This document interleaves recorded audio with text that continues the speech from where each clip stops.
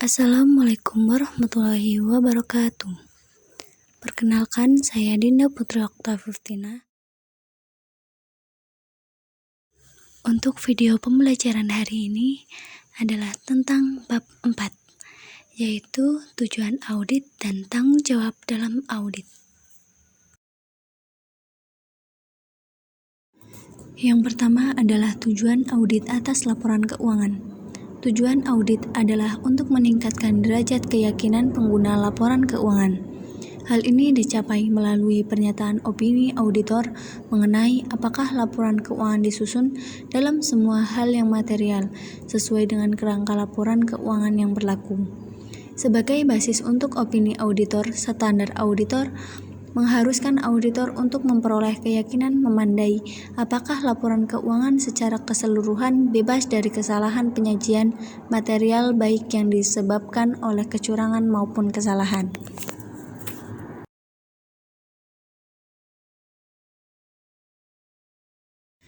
Tahap yang harus ditempuh untuk menetapkan tujuan audit adalah sebagai berikut. 1.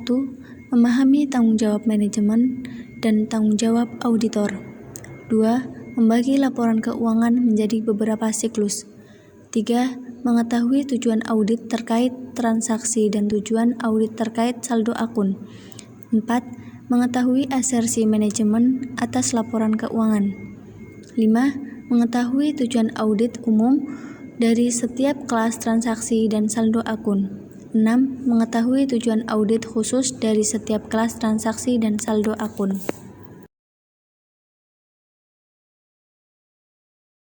Tanggung jawab manajemen dan auditor. Tanggung jawab manajemen. Tanggung jawab untuk membuat estimasi akuntansi yang wajar sesuai dengan kondisinya, menetapkan kebijakan akuntansi yang tepat, pengendalian internal yang bagus, dan menyajikan laporan keuangan secara wajar sesuai dengan kerangka pelaporan keuangan berada di pundak manajemen. Oleh karena mereka yang menjalankan bisnisnya sehari-hari, maka manajemen mengetahui lebih banyak tentang transaksi perusahaan beserta aset, liabilitas, dan ekuitas perusahaan dibandingkan auditor. Tanggung jawab auditor. Tujuan auditor adalah 1.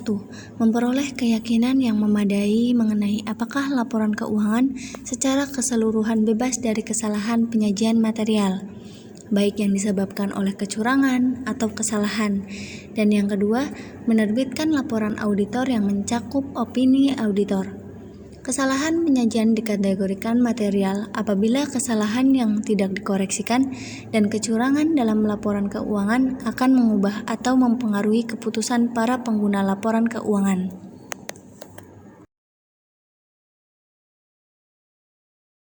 Kemudian adalah siklus audit. Siklus audit yang akan dibahas ada 5. 1. Siklus pendapatan dan pemeriksaan kas. 2. Siklus pembelian dan pengeluaran kas. 3. Siklus penggajian. 4. Siklus produksi. 5. Siklus pembiayaan dan investasi. Tujuan audit tertentu.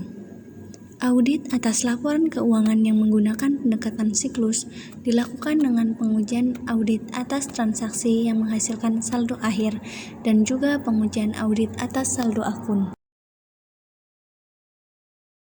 Asersi manajemen. Asersi manajemen digunakan auditor sebagai bahan pertimbangan untuk menentukan apakah terdapat kemungkinan kesalahan penyajian laporan keuangan. Asersi yang digunakan oleh auditor dalam mempertimbangkan berbagai jenis kesalahan penyajian yang potensial dibagi menjadi 2 kategori. Yang pertama, asersi mengenai kelas transaksi dan kejadian atau event serta pengungkapan terkait selama periode audit. Yang kedua, asersi mengenai saldo akun serta pengungkapan terkait pada akhir periode. Tujuan audit terkait transaksi.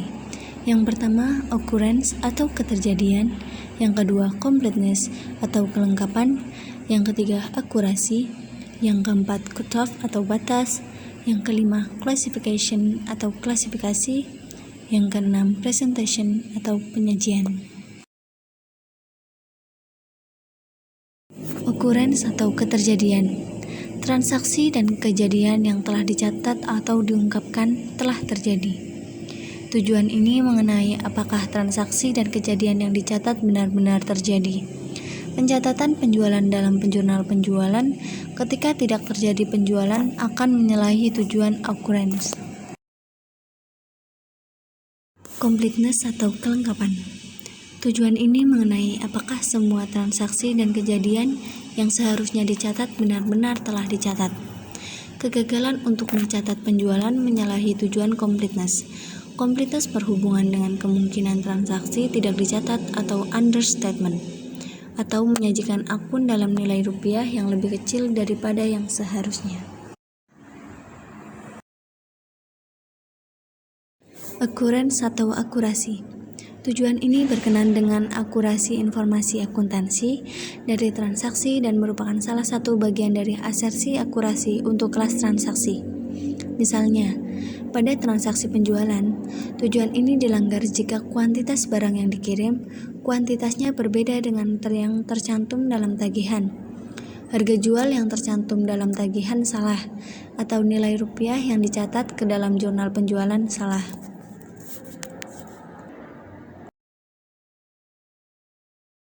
Cutoff atau batas. Transaksi dan kejadian telah dicatat dalam periode akuntansi yang tepat. Dalam menguji cutoff, tujuan auditor adalah menentukan apakah transaksi dicatat dalam periode yang tepat. Dalam audit tahunan, akhir periode akuntansi adalah tanggal laporan posisi keuangan. Classification atau klasifikasi. Transaksi dan kejadian telah dicatat dalam akun yang tepat. Contoh, klasifikasi penjualan yang salah antara lain memasukkan penjualan tunai ke penjualan kredit. Presentation atau penyajian. Transaksi dan kejadian telah diagregat atau disagregat dengan tepat dan dideskripsikan dengan jelas, dan pengungkapan terkait bersifat relevan dan dapat dipahami dalam konteks persyaratan kerangka pelaporan keuangan yang berlaku. Misalnya, asersi manajemen mengenai pengungkapan metode yang digunakan untuk melakukan penelitian persediaan dapat dipahami.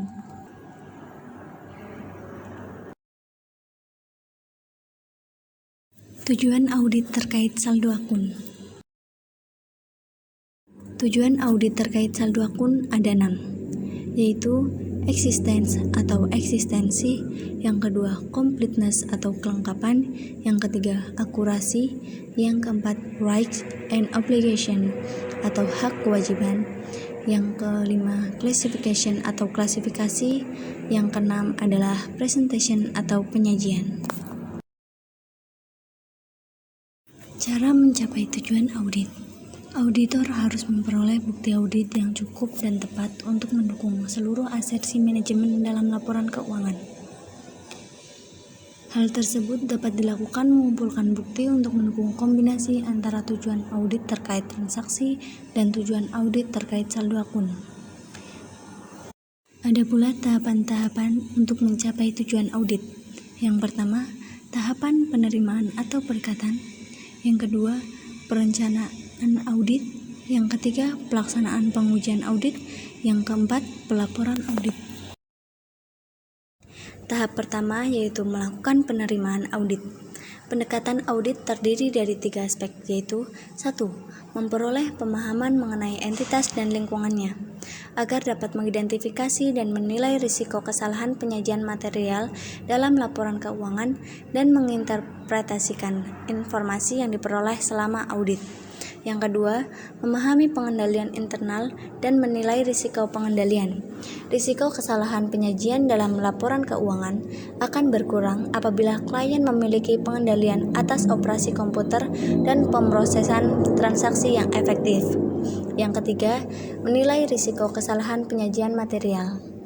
Auditor menggunakan pemahamannya atas industri klien dan strategi bisnisnya beserta efektivitas pengendaliannya untuk menilai risiko kesalahan penyajian dalam laporan keuangan.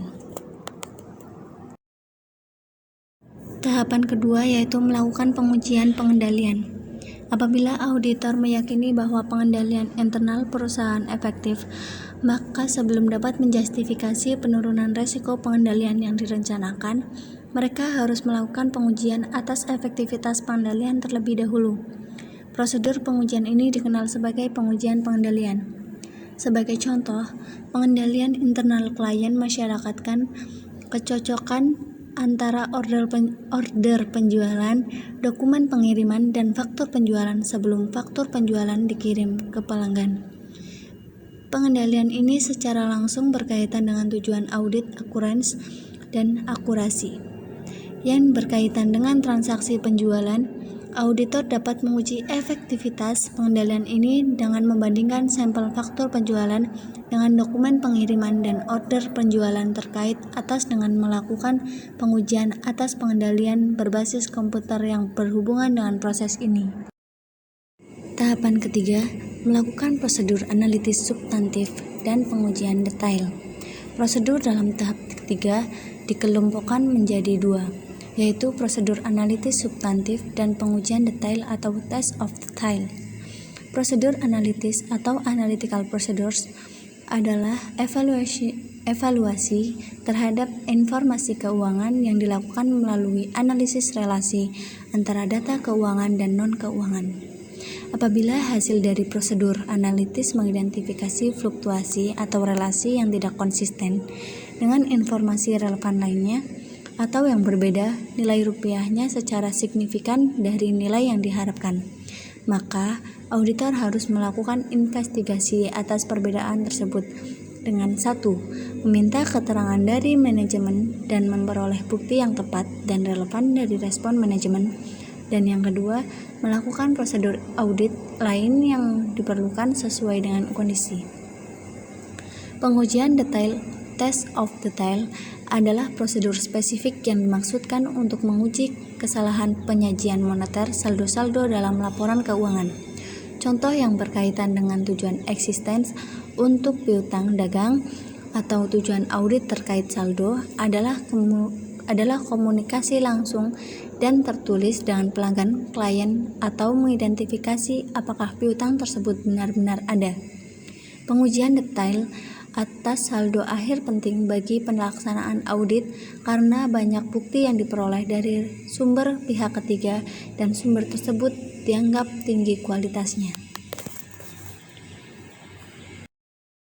Tahap keempat, menyelesaikan audit dan menerbitkan laporan auditor.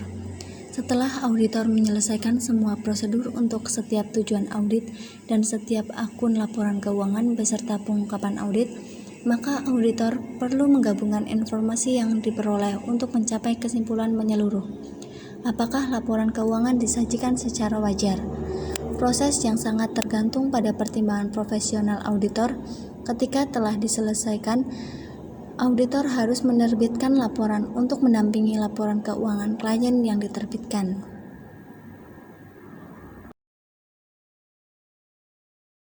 Sekian penjelasan bab 4 dari saya tentang tujuan audit dan tanggung jawab dalam audit. Apabila ada kekurangan dari saya mohon maaf. Wabillahi taufiq wal hidayah. Wassalamualaikum warahmatullahi wabarakatuh. Semoga bermanfaat.